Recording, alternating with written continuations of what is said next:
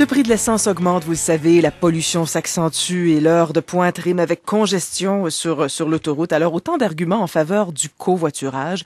Et nous allons effectivement en discuter sous toutes ses formes avec Pierre-Olivier Girard. Il est président et cofondateur du réseau de covoiturage. Bonjour, Monsieur Girard. Bonjour. Êtes-vous venu seul en voiture aujourd'hui? Oui, je suis seul, mais je vais retourner en covoiturage. Vous allez retourner en covoiturage. Ouais. Qu'est-ce que c'est que le réseau de covoiturage? Parce qu'il y a Allostop qu'on connaît bien, il y a Amigo Express aussi. Le réseau de covoiturage, c'est quoi? Le réseau de covoiturage, c'est un lieu de rencontre pour les gens qui veulent faire du covoiturage au quotidien. Donc, qui cherchent des conducteurs ou des passagers pour partager la voiture. Ça a été fondé il y a près de 5 ans, en novembre 2005. C'est un réseau de partenaires affiliés. Donc, le réseau offre des services aux entreprises, aux institutions d'enseignement. Et aux particuliers universités. aussi? Exactement. Par l'entremise de ces partenariats-là, les gens peuvent accéder à un site de covoiturage, trouver des gens avec qui partager leur voiture comme conducteurs ou passagers. Et c'est un service qui est entièrement gratuit pour l'usager. Donc, aucun frais d'inscription, aucun frais de mise en contact non plus. Ce qui est différent du modèle que propose Allostop, Amigo Express, comme vous avez cité précédemment. Parce que là, on doit payer ou c'est ça, il y a des frais de... Mais alors, donnez-moi un exemple de comment ça fonctionne, par exemple, pour un cégep. Donc, par exemple, un cégep qui va encourager le covoiturage pour sa communauté d'étudiants et d'employés va promouvoir le covoiturage par l'outil qu'on fournit à l'institution d'enseignement. Les gens peuvent s'inscrire sur l'outil de covoiturage en rentrant leur point de départ et leur destination. Le système propose des jumelages selon le trajet qui est parcouru, selon l'horaire du membre inscrit. Les gens entrent en contact entre eux par le service de messagerie intégré et peuvent par la suite utiliser le calculateur pour pouvoir déterminer combien partager pour les frais de déplacement, par exemple. Oui, parce que là, et tout ça se fait bien sûr par Internet, par le site Internet, c'est ce que je comprends. Et ça peut amener des élèves à voyager ensemble, comme ça peut amener des professeurs à voyager ensemble. Oui, ou même des employés, quand on parle d'entreprises comme Bombardier Aéronautique, un programme de covoiturage pour ses employés qui va promouvoir ça afin de réduire le stationnement qui est nécessaire par employé, par exemple, dans les lieux d'usine, ces choses-là. Et donc, les gens entrent en contact entre eux et le tour est joué. Ils établissent un point de rencontre, une contribution financière et peuvent faire du covoiturage au quotidien ou pour le covoiturage longue distance entre Montréal et Québec, par exemple. Ouais. Mais je vois qu'il y a une forme d'engouement pour le covoiturage. Ça se fait beaucoup plus qu'avant, en tout cas, ça c'est certain. Hein? Oui, oui. On voit depuis que le prix de l'essence a commencé à augmenter en 2008, on peut suivre la même courbe d'augmentation par rapport à l'achalandage sur les sites affiliés au réseau, que ce soit par rapport aux inscriptions, aux contacts établis entre les membres. Donc, des événements comme la hausse du prix de l'essence, les grèves de transport en commun, les gens vont chercher des solutions alternatives à l'auto en solo, même et pouvoir s'inscrire sur des sites de covoiturage. On regarde même les statistiques en 2010, on a 50% de plus d'inscriptions qu'on avait en 2009. Par rapport à l'année passée. Ouais. Ben, c'est ça, parce que je vois, vous avez quoi, 23 300 membres? Oui, c'est quand même beaucoup. Je sais qu'il y en a d'autres, Allostop 60 000, Amigo Express 50 000, mais bon, à chacun son réseau et sa façon de covoiturer. Est-ce que pour les entreprises, vous offrez autre chose que simplement, ou les entreprises ont d'autres initiatives que simplement jumeler des employés ou...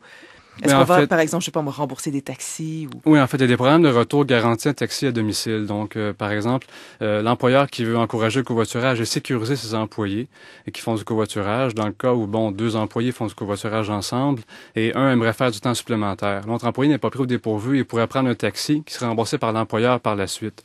Donc, notre logiciel offre l'ensemble des outils pour pouvoir gérer ces mesures incitatives-là. L'accès à des stationnements qui sont réservés au covoiturage sur les lieux de travail. Donc, un équipage de covoiturage peut faire une demande de vignette en ligne pour avoir accès à une place réservée dans les stationnements de l'employeur, donc des places privilégiées. Oui, qui serait plus à proche côté de de l'entrée. Celle du président, par exemple. C'est ça. Donc, pour avoir proche de l'entrée, donc pour pouvoir partir un peu plus tôt aussi à la fin des quarts de travail. Il y a aussi la gestion de concours promotionnels pour pouvoir maximiser le taux d'inscription au programme. Et l'entreprise a plusieurs statistiques de taux de participation aussi au programme. On peut savoir les économies de CO2, économies d'argent par sa communauté.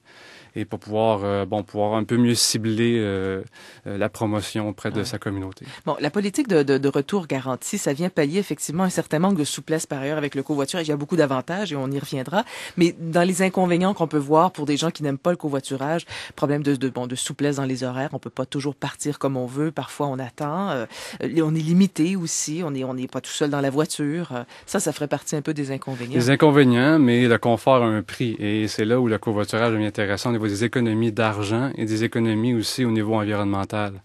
Donc, on peut prendre l'exemple, si vous voulez, d'une personne qui va se déplacer entre la banlieue et l'île de Montréal quotidiennement et qui va parcourir 25 000 km par année. Oui.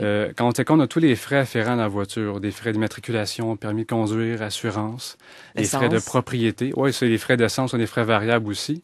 On arrive à un montant assez élevé au niveau des coûts de propriété et d'utilisation de la voiture annuellement, qui sont de l'ordre de 8 000 à 9 000 $ par année. Et j'ai une petite question quiz pour vous. Là. Pour une personne qui se déplace quotidiennement dans sa voiture seule, combien pensez-vous qu'elle peut débourser pour se déplacer? Encore, mais ça dépend beaucoup de la distance. Environ 30-35 km, qui est un trajet là, aller simple, je sais pas. On parle environ de 20 à 25 $ par jour, aller-retour, qu'une personne peut débourser pour se déplacer seule dans sa voiture. Donc, le covoiturage propose des économies assez incroyables à ce niveau-là. Et l'idée du réseau aussi de covoiturage, c'est que vous disiez, il n'y a pas de prix, là, on ne paye pas pour s'inscrire ou quoi que ce soit, mais ce sont les deux personnes qui partagent la voiture qui décident de partager ses frais. Donc, ce 20 $ par jour, par exemple, moi, je pourrais décider de le partager avec vous. Vous me donnez 10 $ et ça coupe de moitié mes frais, c'est ça? Exactement, c'est ça. Donc, on peut partager un montant pour, si on embarque comme passager avec un conducteur, ou on peut faire un échange de voiture une semaine. Donc, il n'y a pas vraiment d'échange d'argent à ce niveau-là. Mais l'économie, lorsqu'on embarque une ou deux personnes à bord de la voiture, peut se résulter à environ 2 000 à 3 000 $ par année par individu. Oui, ça fait une grosse différence. Exactement. On gagne du temps aussi. Il y a des voies réservées, on les voit passer parfois en covoiturage là, lorsqu'on est en heure de pointe. Puis il y en a plusieurs voies réservées d'ailleurs. Il y a des voies réservées pour 2 personnes sur l'autoroute 15 en direction nord, une petite portion seulement, et sur l'autoroute 25, et là c'est 3 personnes. Un petit peu plus difficile à pouvoir remplir la voiture à 3 personnes. Ah, il faut être 3 et non pas 2. Pourquoi on a fait ça comme ça? C'était une voie réservée, la voie d'urgence utilisée par les autobus, et ils voulaient pas qu'il y ait trop d'achalandage sur cette voie-là. On a voulu limiter la circulation. Ouais. Par contre, le covoiturage était pratiqué en grand nombre par la population. Imaginez au niveau de la congestion ce qu'on pourrait réussir à réduire. Pour couper au moins de moitié le nombre de voitures. Le calcul est assez facile à faire. Est-ce que c'est compliqué? Vous me parlez de Bombardier Aéronautique tout à l'heure, mais c'est compliqué d'amener les entreprises, de les conscientiser au covoiturage? C'est pas une tâche facile. Ça fait 5 ans qu'on tente de sensibiliser autant la population que les entreprises à pouvoir instaurer des programmes à l'intérieur de l'entreprise. Souvent, l'entreprise n'y verra pas d'avantages immédiats à investir dans un programme comme ça. Mais notre travail, c'est de faire valoir des avantages comme au niveau des économies sur les stationnements, au niveau de l'achat de terrain ou au niveau de la maintenance, si on veut, de l'entretien de ces terrains-là, des taxes municipales qu'il pourrait avoir à payer pour l'achat de nouveaux terrains. Oui, parce qu'il faut que l'entreprise y trouve son compte. Exactement. Il y a aussi au niveau des frais de déplacement que l'entreprise va rembourser pour les déplacements d'affaires aux employés. Donc, entreprises comme Hydro-Québec ou même Emma Québec ont beaucoup d'employés sur la route, vont rembourser des kilométrages parcourus aux employés là, pour les besoins de déplacement d'affaires.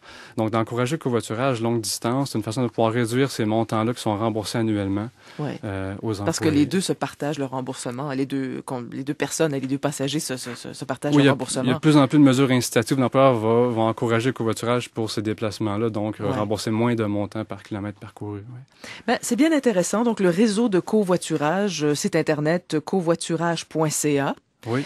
Pour longue, courte distance. C'est partout, hein. D'ailleurs, votre réseau, c'est pas juste Montréal. Oui, tout récemment, on a intégré les technologies pour pouvoir offrir un programme de covoiturage à travers le Québec, le Canada et les États-Unis au complet. Donc, les gens peuvent l'utiliser pour se rendre vers l'Ouest canadien. Beaucoup de gens, là, à la fin des sessions, vont vers Vancouver, vers les Rocheuses, pour se déplacer. Donc, le voyage est moins long dans ce temps-là, je pense, quand on est deux. Pierre-Olivier Girard, président cofondateur du réseau de covoiturage, merci beaucoup. Ça m'a fait plaisir. Merci à vous et bon retour en covoiturage.